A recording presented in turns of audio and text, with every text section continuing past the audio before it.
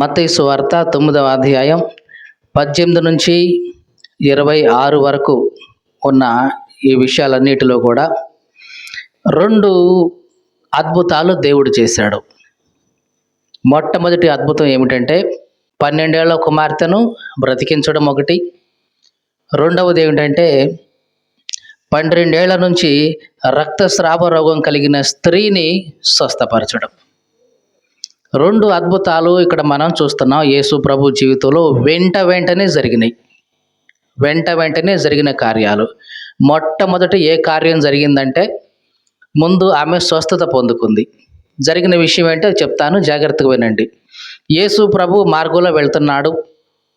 అలా వెళ్తున్నప్పుడు ఒక వ్యక్తి పరిగెత్తుకుని వచ్చాడు. వచ్చి ఆయన ముందు మోకరించి అంటున్నాడు, ప్రభువా, నా కుమార్తె ఇప్పుడే చనిపోయింది. ఆమెకి ఎన్ని సంవత్సరాలు? 12 సంవత్సరాలు. ఇప్పుడే చనిపోయింది. అయినా సరే నాకు ఒక నమ్మకం ఉంది. నీవు వచ్చి నీ చెయ్యి ఆమె మీద పెడితే చాలు, ఆమె బ్రతుకుతుంది అనే నమ్మకం నాకుంది. కాబట్టి నువ్వు వచ్చి ప్రార్థన చెయ్యని ప్రభువుని వేడుకున్నాడు. యేసు ప్రభువు కూడా సరే పద అని బయలుదేరి వెళ్తా ఉన్నారు. అలా వెళ్తా ఉన్న మార్గంలోనే ఇంకొక సంఘటన జరిగింది. అదేంటంటే 12 సంవత్సరాల నుంచి రక్తస్రావ రోగం కలిగిన ఒక స్త్రీ ఉంది. ఎన్ని సంవత్సరాల నుంచి? ఇందాక ముందు మనం చెప్పుకున్న ఆ చిన్న పాపకి ఎన్ని సంవత్సరాలు? 12 సంవత్సరాలు. మరి రక్తస్రావ రోగంతో బాధపడుతున్న స్త్రీ ఎన్ని సంవత్సరాల నుంచి బాధపడుతుంది? 12 సంవత్సరాలు. జాగ్రత్తగా గమనించండి. అక్కడ 12 సంవత్సరాలు ఆమెకి చనిపోయింది. ఇక్కడ 12 సంవత్సరాలు ఈమె రోగంతో ఉండిపోయింది. యేసు ప్రభు స్వస్థత జరిగిస్తున్నాడని ఆమె నమ్మింది. వచ్చి ఆ గుంపులో చేరి చిన్నగా ఆయన వస్త్రపు చెంగు ముట్టుకుంది. అలా ముట్టుకోగానే ఆమెలో ఉన్న బాధ, ఆ రక్తస్రావ రోగం తగ్గిపోయింది. యేసు ప్రభు ఆగిపోయి, ఎవరు నన్ను ముట్టుకుంది అని చుట్టూ చూస్తా ఉన్నాడు. ఈ లోపల శిష్యులు అంటున్నారు, ఏంటి ప్రభువా, ఎవరు ముట్టుకుందంటావేంటి? ఎంతమంది గుంపులు ఉన్నారు, ఎంతోమంది వస్తున్నారు, తగులుతున్నారు పోతున్నారు. ఎంతమంది గుంపులో నన్ను ముట్టుకుంది ఎవరు అంటావేంటి అని యేసు ప్రభువుని అడిగారు. చాలా జాగ్రత్తగా చూడండి. చాలామంది వస్తున్నారు, యేసు ప్రభువును తగులుకుంటూ పోతున్నారు, కానీ వాళ్ళకు స్వస్థత రాలేదు. అర్థమైందా? యేసు ప్రభువుని ఏదో ఊరికి అట్ట వచ్చి తగిలి సారీ అండి అని చెప్పిపోయేవాళ్ళు అన్నారు, కానీ వాళ్ళకు స్వస్థత రాలేదు. కానీ ఈ ఒక్క స్త్రీకి మాత్రమే స్వస్థత కలిగింది. ఎందుకు? ఈమె విశ్వాసంతో వచ్చింది. ఆయన్ను ముట్టుకుంటే నాకు స్వస్థత వస్తుంది అని విశ్వాసంతో వచ్చింది. ఆమెను ముట్టుకుంది, స్వస్థత పొందింది. ఈ దినాల్లో కూడా చాలామంది యేసు ప్రభు దగ్గరికి ఏదో వస్తుంటారు, పోతుంటారు. అట్లాంటి వాళ్ళ జీవితాల్లో అద్భుతాలు ఏమీ జరగవు. కానీ ఎవరైతే ఇదిగో దేవుడు నాకు ఈ కార్యం చేస్తాడు అని నమ్మి వస్తారో అట్లాంటి వాళ్ళ జీవితంలో అద్భుతాలు జరుగుతాయి. చాలాసార్లు మనం అనుకుంటాం, ఏంటండి ఎంతకాలం నుంచి దేవుని సన్నిధికి వస్తున్నాను, ఎంతకాలం నుంచి ప్రార్థనకు వస్తున్నాను, నా జీవితంలో అద్భుతాలే జరగట్లేదండి, నా ఇంట్లో కార్యాలే జరగట్లేదండి, నాకు ఈ రోగమే తగ్గట్లేదండి, నా కుటుంబంలో ఈ సమస్యే పోవట్లేదండి అని చెప్తూ ఉంటాం. కానీ మనకు వచ్చే విధానం ఎట్లొస్తున్నాం అది ఆలోచించుకోవాలి. ఇదిగో నా కుటుంబంలో ఈ సమస్య ఉంది, యేసు దగ్గరికి వెళితే, ఆయన సన్నిధికి వెళితే, ప్రార్థన చేసుకుంటే ఇది నాకు తప్పనిసరిగా తీరుతుంది అని విశ్వాసంతో వచ్చి ప్రార్థన చేస్తావే, అప్పుడు నీకు కార్యం జరుగుతుంది.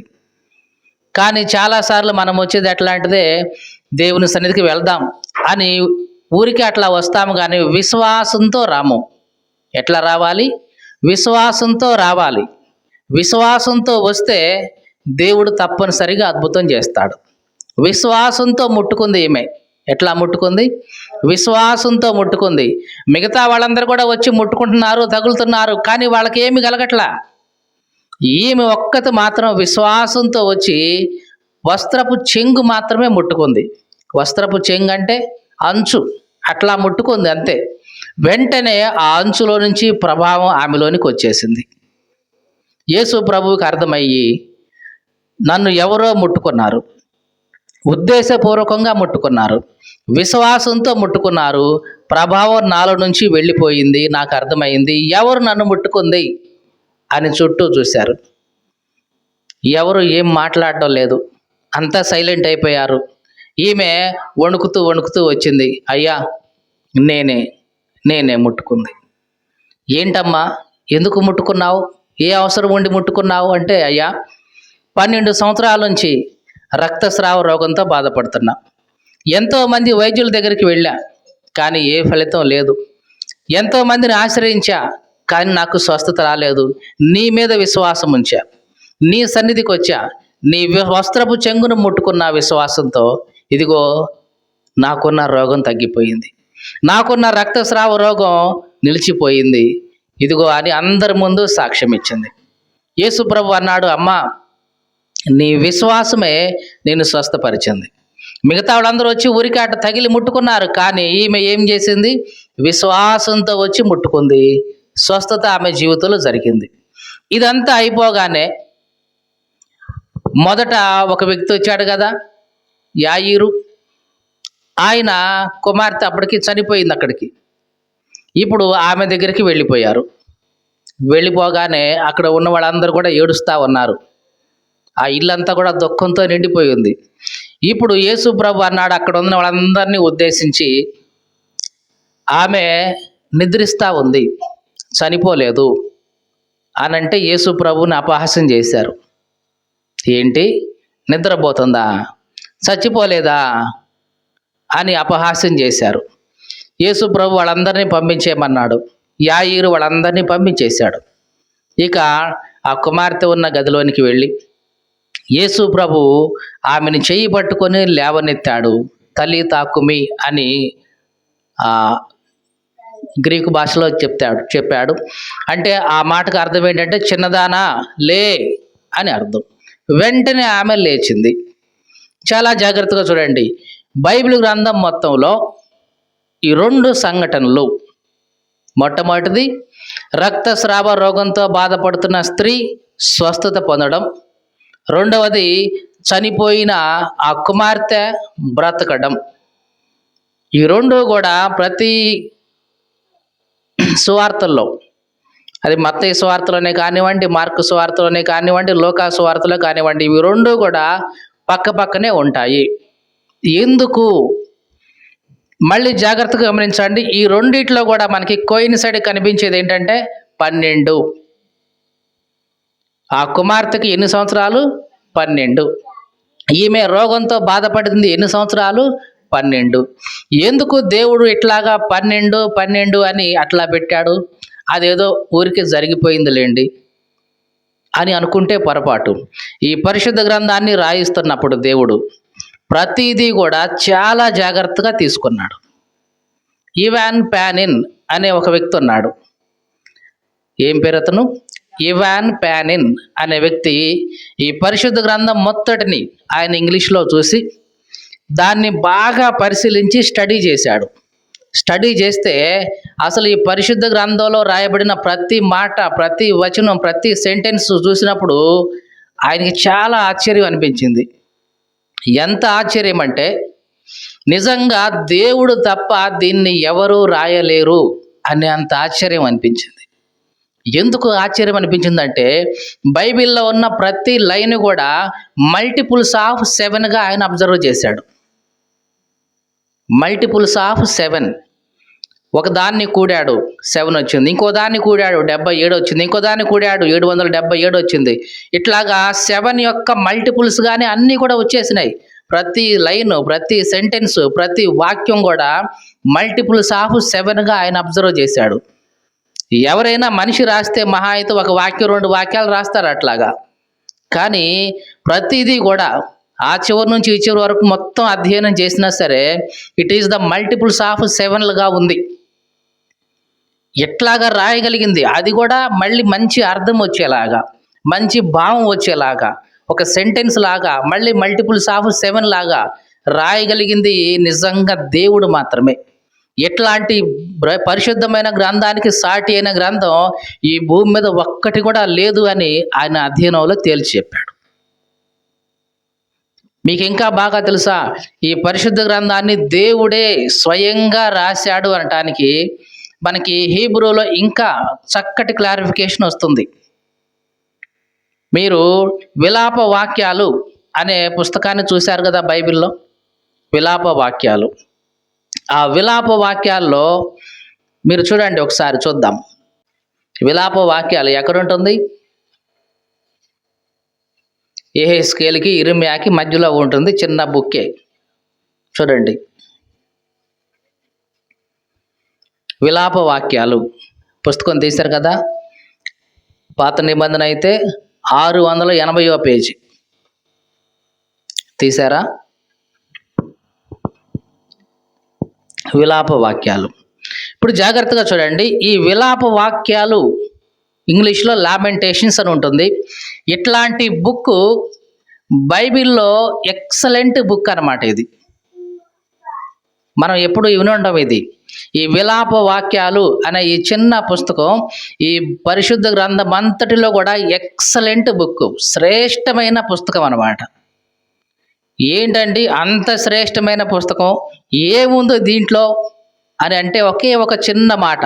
అదేమిటంటే, ఈ విలాప వాక్యాలు మొదటి అధ్యాయంలో ఎన్ని వచనాలు ఉన్నాయి? మీరు చూడండి, ఇప్పుడు చూశారు కదా. విలాప వాక్యాలు మొదటి అధ్యాయంలో ఎన్ని వచనాలు ఉన్నాయి? 22. రైట్. రెండవ అధ్యాయంలో ఎన్ని ఉన్నాయి? 22. మూడవ అధ్యాయంలో ఎన్ని ఉన్నాయి? 66. ఇంకా 4వ అధ్యాయంలో ఎన్ని ఉన్నాయి? 22. 5వ అధ్యాయంలో ఎన్ని ఉన్నాయి? 22. ఏంటి 22 22 అనుకుంటున్నారా? హెబ్రీ భాషలో ఉన్న అక్షరాలు ఎన్నంటే 22. ఆల్ఫాబెట్ ఎన్నంటే 22. అంటే ఈ విలాప వాక్యాలు మొదటి అధ్యాయంలో ఎన్ని ఉన్నాయి? 22 వచనాలు ఉన్నాయి. ఈ 22 వచనాల్లో ఒక్కొక్క వచనం హీబ్రూ యొక్క ఆల్ఫాబెట్లో మొదటి అక్షరంతో మొదటి వచనం ప్రారంభమైతే, అట్లాగా 22వ వచనం 22వ అక్షరంతో ప్రారంభమవుతుంది. అట్లాగా ఉన్న 22 వచనాలు కూడా హీబ్రూ యొక్క ఆ 22 అక్షరాలతో ప్రారంభం అయినాయి. మొదటి అధ్యాయంలో అంటే పర్వాలేదు, రెండవ అధ్యాయంలో ఎన్ని ఉన్నాయి? 22. సేమ్ మరలా అంతే. మొదటి వచనం హీబ్రూలో మొదటి అక్షరంతో ప్రారంభమవుతుంది, చివరి అక్షరం హీబ్రూ చివరి అక్షరంతో ప్రారంభమవుతుంది. అలాగే మరి మూడవ అధ్యాయంలో 66. ఈ 66 అనేది 22 × 3, 22 × 3 అంటే మొదటి 3 వచనాలు మొదటి అక్షరంతో, తర్వాత రెండవ 3కి వచ్చేటప్పటికి రెండవ అక్షరం ప్రారంభమవుతుంది, మళ్ళీ మూడవ 3కి వచ్చేటప్పటికి 3వ అక్షరంతో ప్రారంభమవుతుంది. అట్లాగా 66 ప్రతి 3 వచనాలకి మళ్ళీ మొదటి హీబ్రూ పదం వచ్చేస్తూ అలాగ 22 అక్షరాలు కూడా పూర్తయిపోతాయి. మళ్ళీ 4వ అధ్యాయంకి వచ్చేటప్పటికి మళ్ళీ మొదటి వచనం మొదటి హీబ్రూ లెటర్తో, చివరి వచనం కూడా చివరి హీబ్రూ లెటర్తో, అలాగ 4వ అధ్యాయం 5వ అధ్యాయం కూడా సేమ్ డిట్టు అట్లా ఉంటాయి. ఇట్లాగా బిగినింగ్ అయి ఉండి ఎండింగ్ అయి ఉన్న బుక్ పరిశుద్ధ గ్రంథంలో ఎక్కడా లేదండి. అందుకనే లామెంటేషన్, ఈ విలాప వాక్యాలు అనే బుక్ శ్రేష్టమైన పుస్తకం. ఎంత శ్రేష్టమైన పుస్తకం అంటే ప్రతి వచనం కూడా హీబ్రూ యొక్క మొదటి లెటర్తో బిగిన్ అవుతూ వచ్చేసింది. అందుకనే ఈ విలాప వాక్యాలను ఏమంటున్నాం? శ్రేష్టమైన పుస్తకం. ఇంతేకాదు, మనకి సామెతల గ్రంథంలో గుణవతి అయిన భార్య గురించి లక్షణాలు ఉన్నాయి తెలుసా? ఆ లక్షణాల్లో మొత్తం ఎన్నో తెలుసా? వచనాలు 22 వచనాలు ఉంటాయి. మీరు చూద్దాం ఒకసారి. అది కూడా సామెతల గ్రంథం 31వ అధ్యాయం. గుణవతి అయిన భార్య దొరుకుట అరుదు ఉంటుంది కదా, అక్కడి నుంచి బిగిన్ చేసుకుంటే లెక్క పెట్టుకుంటే 22 వచనాలు ఉంటాయి. హీబ్రూలో మనం చూస్తే హీబ్రూ బైబిల్లో అక్కడి నుంచి ప్రారంభమై ప్రతి వచనానికి ఒక హీబ్రూ మొదటి పదంతో ప్రారంభమైంది. అంటే 10వ వచనం హీబ్రూ యొక్క మొదటి పదంతో, 11వ వచనం హీబ్రూ యొక్క సెకండ్ లెటర్తో, ఇట్లాగా బిగిన్ అవుతూ లాస్ట్ది హీబ్రూ యొక్క ఆ ఫైనల్ లెటర్ 22వ లెటర్తో ఎండ్ అవుతుంది. ఇట్లాగా మన పరిశుద్ధ గ్రంథం మొత్తట్లో చూసుకుంటే కనుక దేవుడే దీన్ని రాయించాడు, ఇది దేవుడు తప్ప వేరొక వ్యక్తి రాయడు, రాయలేడు అనిపించే అన్ని రుజువులు మనకు ఎన్నో కనపడుతూ ఉంటాయి. కాబట్టి దేవునికి ప్రతిదీ కూడా, ఒక చిన్నది కూడా చాలా ప్రాముఖ్యమే. యేసు ప్రభు ఏమన్నాడంటే, ఆకాశం భూమి గతించిపోయినా కానీ, ఏమన్నాడు?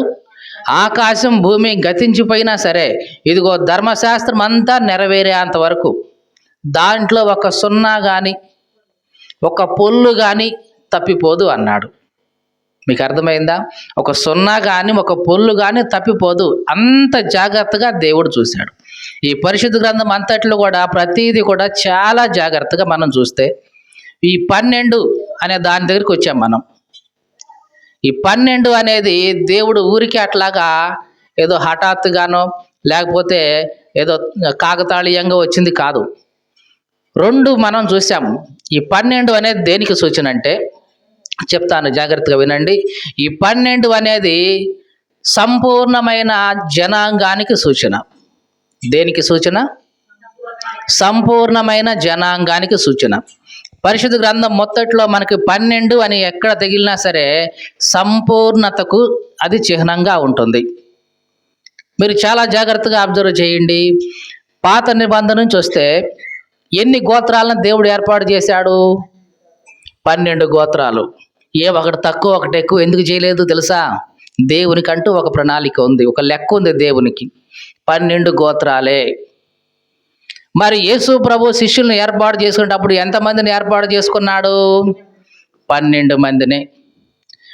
మరి పరలోకపు పునాదులు ఎన్ని ముత్యాలతో అలంకరించబడ్డాయి అంటే 12 ముత్యాలతో అలంకరించబడ్డాయి.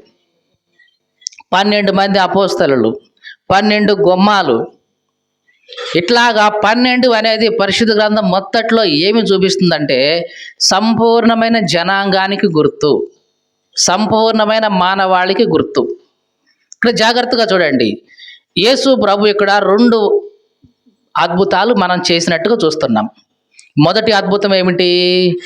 స్వస్థత పరచటం. ఎన్ని సంవత్సరాల నుంచి బాధపడుతుంది ఆమె? 12. అవి కూడా ఎవరంటే స్త్రీ. 12 సంవత్సరాల నుంచి ఆ స్త్రీ బాధపడుతుంది. ఎంతో మంది దగ్గరికి వెళ్ళింది, స్వస్థత కలగలేదు, బాగుపడలేదు. యేసు ప్రభు దగ్గరికి వచ్చింది, అది కూడా విశ్వాసంతో వచ్చింది, స్వస్థత పొందుకుంది, బాగుపడింది, వెళ్ళింది.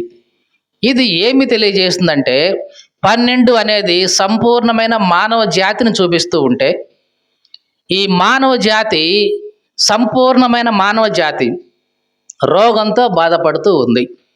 ఏ రోగంతో? పాప రోగంతో. ఈ లోకంలో ఉన్న మానవ జాతి అంతా కూడా, సంపూర్ణమైన మానవ జాతి మొత్తం కూడా పాప రోగంతో బాధపడుతుంది. ఈ పాప రోగాన్ని వదిలించుకోవడం కోసం ఈ మానవ జాతి చాలా వాటిని ఆశ్రయించింది అంతకుముందు. మీకు అర్థమైందా? యేసు ప్రభువు నందు విశ్వాసం ఉంచక ముందు ఈ మానవ జాతి దేన్ని ఆశ్రయించినా సరే, ఈ స్త్రీ గనక డాక్టర్లను ఆశ్రయించినట్లుగా మానవ జాతిలో ఉన్న ప్రతి వ్యక్తి కూడా తనకున్న పాప రోగాన్ని తొలగించుకోవడానికి, స్వస్థపరచబడటం కోసం ఎవరిని ఆశ్రయించినా సరే ఫలితము ఉండదు. మీకు అర్థమైందా? ఎవరిని ఆశ్రయించినా ఫలితం ఉండదు. మరి ఎవరి దగ్గరికి రావాలి? యేసుక్రీస్తు దగ్గరికి వచ్చి, అది కూడా ఎట్లా రావాలి? విశ్వాసంతో వచ్చి ఆయన్ను ముట్టుకుంటే, ఆయన దగ్గరికి వస్తే అప్పుడు వాళ్ళకున్నటువంటి ఆ రోగం నుంచి, అంటే మానవాళి యొక్క సంపూర్ణమైన పాప రోగం నుంచి విడిపించేవాడు యేసుక్రీస్తే అని చెప్పడానికి సూచనగా. మీకు అర్థమైందా? మానవ జాతి మొత్తాన్ని కూడా వారి యొక్క పాప రోగం నుండి విడిపించగలిగిన శక్తివంతుడు, విడిపించగలిగిన వాడు యేసుక్రీస్తే అని లోకానికి అంతటికీ తెలియడం కోసం యేసుక్రీస్తు ఆ అద్భుతాన్ని చేశాడు. ఆ అద్భుతం ద్వారా ఏం తెలుస్తుంది? మానవ జాతికి ఉన్న పాప రోగాన్ని అంతా కూడా స్వస్థపరచగలిగిన శక్తి కలిగిన వాడు యేసుక్రీస్తు ఒక్కడు మాత్రమే అని మొదటి అద్భుతం ద్వారా ఈ ప్రపంచానికి అంతటికీ తెలిసేలాగా దేవుడు చేశాడు. మరి రెండవ అద్భుతం ఏం చేశాడు చెప్పండి? రెండవ అద్భుతంగా ఏం చేశాడు? 12 సంవత్సరాల ప్రాయం ఉన్న స్త్రీ, ఆ కుమార్తె చనిపోయింది కదా. చనిపోయిన ఆమెను యేసుక్రీస్తు చేయి పట్టుకుని లేవనెత్తాడు. ఇది ఏం తెలియజేస్తుందంటే మానవ జాతి అంతా కూడా పాపముల చేత అపరాధముల చేత చచ్చిన స్థితిలోకి వెళితే, మీకు అర్థమవుతుందా? ఎఫెసీ పత్రిక 2వ అధ్యాయం 1వ వచనం చూద్దాం. మీ అపరాధముల చేతను పాపముల చేతను మీరు చచ్చిన వారై ఉన్నారు. మనిషి ఎట్లాగా చచ్చిన వాడుగా ఉన్నాడు? పాపముల చేత అపరాధముల చేత మనిషి చచ్చిన వాడుగా ఉన్నాడు. ఈ మానవ జాతి అంతా కూడా పాపం చేయడం వలన, అపరాధం చేయడం వలన ఎట్లాంటి స్థితికి వెళ్ళిపోయింది? చచ్చిన స్థితికి వెళ్ళిపోయింది. ఇట్లాంటి చచ్చిన స్థితిలో ఉన్నటువంటి మానవ జాతిని బ్రతికించడానికే యేసుక్రీస్తు ఈ భూమి మీదకి వచ్చాడు అని చెప్పడానికి 12 ఏళ్ళు. 12 అంటే దేనికి సూచన అన్నాం? సంపూర్ణమైన మానవ జనాంగానికి సూచన. కాబట్టి సంపూర్ణమైన ఈ మానవ జాతిని, చచ్చిన స్థితిలో ఉన్న ఈ మానవ జాతిని బ్రతికించగలిగిన వాడు, చేయి పట్టి లేవనెత్తగలిగిన వాడు, మరలా బ్రతికించేవాడు యేసుక్రీస్తే అని చెప్పడానికి సూచనగా ఈ 12 ఏళ్ల కుమార్తెను ఆయన మరణం నుంచి లేవనెత్తాడు. దేవునికి స్తోత్రం కలుగునుగాక. హల్లెలూయా. కాబట్టి ఈ 12 అనేది సంపూర్ణమైన మానవ జాతికి సూచనగా ఉంది. ఈ మాటలు వింటున్న ప్రియ సహోదరి సహోదరుడా, నీవు ఎవరివైనా సరే, నీకున్నటువంటి పాప రోగాన్ని విడిపించేది యేసుక్రీస్తు మాత్రమే. ఇది తెలుసుకో. నీకున్నటువంటి ఆ చచ్చిన స్థితి నుంచి, చచ్చిన స్థితి అంటే ఏమంటున్నాం? పాపముల చేత అపరాధముల చేత నువ్వేమయ్యావు? చచ్చిన స్థితిలోకి వెళ్ళిపోయావు. అట్లాంటి చచ్చిన స్థితిలో వెళ్ళిపోయిన నిన్ను మరలా బ్రతికించగలిగిన వాడు, సజీవంగా చేయగలిగిన వాడు యేసుక్రీస్తు ఒక్కడే. ఇది తెలుసుకోవడం కోసమే యేసుక్రీస్తు ఈ 2 అద్భుతాలు ఈ మానవ జాతి అంతటి ముందు చేశాడు. మీకు తెలుసా అండి? యేసు ప్రభు చేసే ప్రతి అద్భుతం వెనక ఒక పరమార్థం దాగి ఉంది. మళ్ళీ చెప్తున్నాను, యేసుక్రీస్తు ఈ భూమి మీద చాలా అద్భుతాలు చేశాడు. ప్రతి అద్భుతం వెనక ఆయన యొక్క పరమార్థం దాగి ఉంది, ఒక రహస్యం ఉంది. అందరినీ స్వస్థపరచలేదు, కొందరినే స్వస్థపరిచాడు. ఆ స్వస్థపరిచిన వారిలో ఒక్కొక్క పరమార్థం దాగి ఉంది. ఒక్కొక్క మెసేజ్, సందేశం మానవ జాతికి అందిస్తూ ఉంది. అది మనం గ్రహించగలిగితే మనం చాలా ధన్యులు. కాబట్టి ఇప్పుడు మనం చదువుకున్న ఈ 2 అద్భుతాల్లో దేవుడు మానవ జాతి అంతటికి ఏమి అందిస్తున్నాడు సందేశం? మొదటి సందేశంలో మానవ జాతి మొత్తాన్ని స్వస్థపరచగలిగిన శక్తి కలిగిన వాడు యేసుక్రీస్తే అని చెప్తున్నాడు.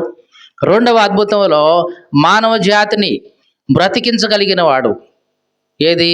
పాపముల చేత అపరాధముల చేత మానవ జాతి చచ్చిన స్థితిలోకి వెళ్ళిపోతే అట్లాంటి చచ్చిన స్థితిలో ఉన్నటువంటి మానవ జాతిని బ్రతికించగలిగిన వాడు యేసుక్రీస్తు ఒక్కడే అని తెలియజెప్తున్నాడు లోకానికి అంతటికి.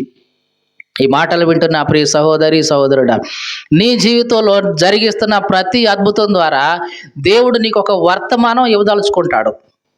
మీకు అర్థమైందండి? చాలాసార్లు మనం ఏం చేస్తాం? ప్రార్థన చేస్తాం, స్వస్థత వచ్చింది. ప్రార్థన చేస్తాం, అద్భుతం జరుగుతుంది.